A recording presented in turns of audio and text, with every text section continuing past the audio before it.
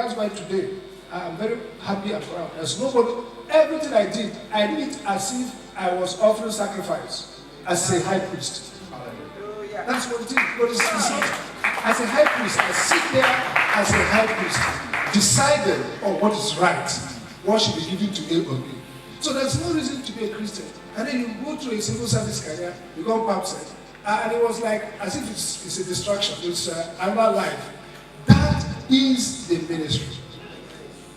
And so the message I have is that it is time for us to take over the world of ideas.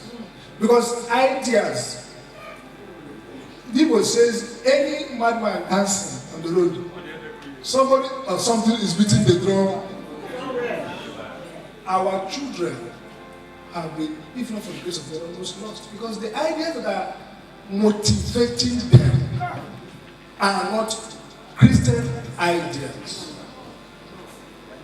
When I was an undergrad, I went to Unicam. When I was a first year, I had most of my friends there, because I had somebody who had so many different kind of friends. They were all pirates, Buccaneer. And they felt that as a strong man, I was a stubborn, very stubborn child when I got born again. But I retained my stubbornness, because I discovered that stubbornness is needed to fight this battle. So I don't have problem with people who are stubborn. I like my children to be very stubborn. Because even if you are not the one there, you don't know who will confront them with bad ideas. Let them have the capacity to say no and stand on their own. Even if they make mistakes, when they are converted, their stubbornness will be an asset in their fight for the kingdom. So I was very stubborn, so they thought because I was stubborn, they quickly came to recruit me. What made me not join court was not for anything, because my friends were there, it was very enticing. It was because mentally, I grew up reading, and I was working my life to start reading old Christian philosophers, all those Christian theologians. So I was reading, God helped me to have a clear vision of what is right and wrong. Not because my parents were very, very cruel or hard, but because my mind had been formed scripturally. And so I'm saying, no, it's incompatible to be a court member and be a Christian. So what I like to do then, anytime they invite me, tomorrow is initiation. We need to initiate. I will then think that they say, we didn't come and say, oh, I have to rush home. So I didn't have the courage to tell them. But I later tell them, I followed. Even now, when I was public office, they want to chief, not just to, they begged me 3 times, they want me to be high chief. That's how I go to my wife. And I will say, it's not. So I'm not saying it's wrong, but I'm saying, because we had discovered, we have managed the battle over ideas, you have concepts to test and challenge ideas that will lead you astray. This is very important. So I want to, as a first line of action, to suggest to our fellowship that we should deepen our scholarly contribution as an avenue for evangelization. I was telling I'm organizing for 3 years ago, God gave an idea which we failed to carry on. What I call the meaning of Jesus concept.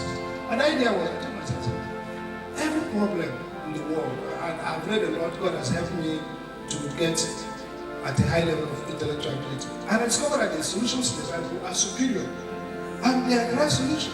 So I started having a concept of dramatizing. For example, let's take for example the issue of religious fundamentalism. Look at the encounter between Jesus and the woman at the well. Look at the encounter between Jesus and the woman who was caught in adultery. They came to kill the woman for committing very terrible sins. Jesus played it down and behaved as if he didn't care. And by the time he finished with them, the woman herself was touched.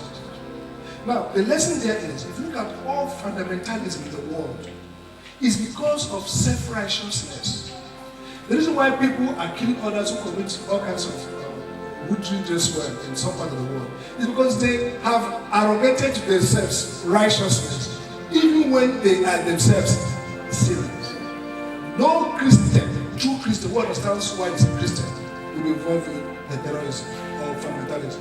Because you are ever grateful and asking for the grace of God for you to even be worthy How will you ever think about killing somebody because they didn't dress well?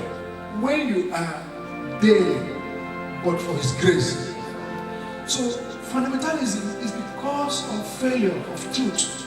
If the world accept Jesus' teaching, there will be no fundamentalism. Because all people will have humility to admit that if not for the grace of God, I would have been like this. So my idea was to use drama and music to dramatize that all these problems, Jesus has a solution, and to present it in an intellectual way. And this is important. You see, people will not tune in to your network except the signal is receivable. Is that not correct? If we do not match them and go to them in the way of ideas, we will not win the movement. We shouldn't forget that Christian intellectuals lay the foundation for evangelism. You know, the word has been made easy for us. We assume that when we go and evangelize for America, it was because the earlier thinkers, St. Augustine, Paul was the finest philosopher. He went to the Mars Hill and he knew it very well. He argued, he said, some of your philosophers have argued.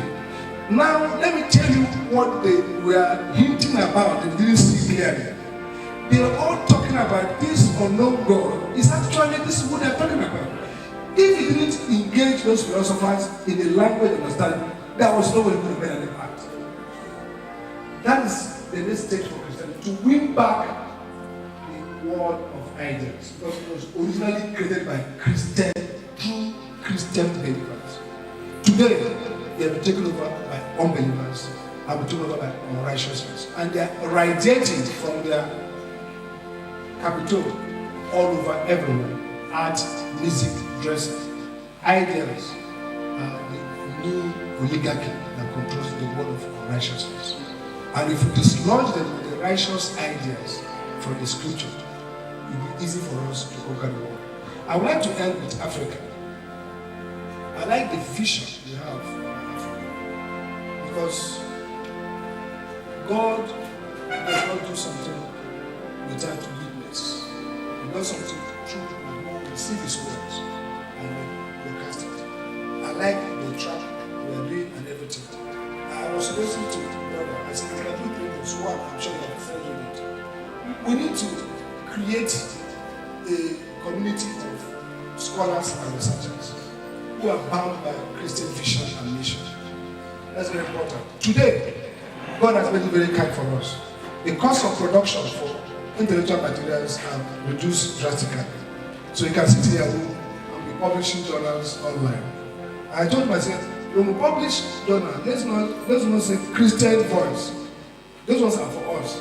Let's put a journal that is for everybody.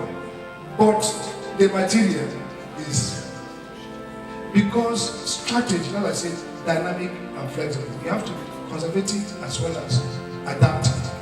We have to find a way to penetrate the discussions in the world. So that's one suggestion. We can have a Christian journal online and pull. And by the way, I've spoken about this. I see so many great Christian philosophers, thinkers. The only difficulty that they have not seen how they should be manifesting Christian in their intellectual academic. They need leadership.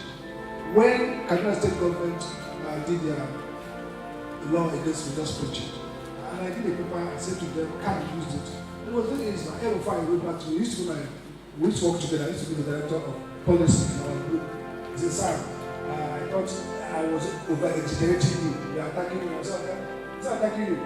It's about seeing error and challenging it intellectually. Because the idea that you can just regulate religion, preaching, license is outrageous. Now, we could attack it by saying a wicked man. We attacked it with the ideas he was trying to push, and then he lost control. To show that it was unconstitutional, show that it didn't make any sense from the point of security. So I would like to end by making it clear that this is, if anybody can rescue in Africa the gospel from becoming irrelevant intellectually, it is this association. He has the human resources, he has a track record, and I want to suggest that we should consider taking the battle to the wall of the Institute of Learning, the Ivory Tower. Let's take over the Ivory Tower. Not just as small fellowships where Christians hold fellowship. Let's take over the faculties, the production of learning. Because maybe not this decade, by the time we're all dead, what our children will learn to fight the battle is the ideas that we have left behind in book form. This is very, very important. Many years ago, God gave us this vision. If you look at the scripture, Revelation, He says that more people will be converted during the persecution when we have been taken away. The Bible says many people, when they have stayed with the Antichrist, that after they have suffered, many of them will do what? Repent, not correct. And the vision of God was that what will help them survive is quality books and good materials left behind by those Christians who have been raptured.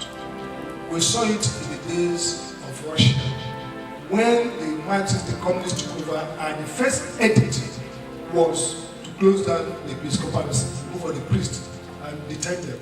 But people who go to the Caesars and find the work of Augustine, Thomas Aquinas, the work of who wrote the Suffering of Christ, the Thomas Kempis, those things sustain them to resist the evil content. Until when Russia collapsed, the churches came back again. Why? Because of the resilience sustained by the work of Christian, medieval Christian philosophers and theologians have done.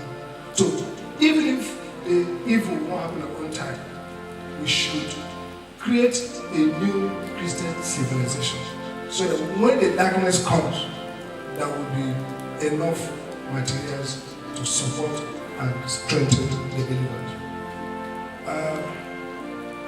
Let me close by saying this and very clear.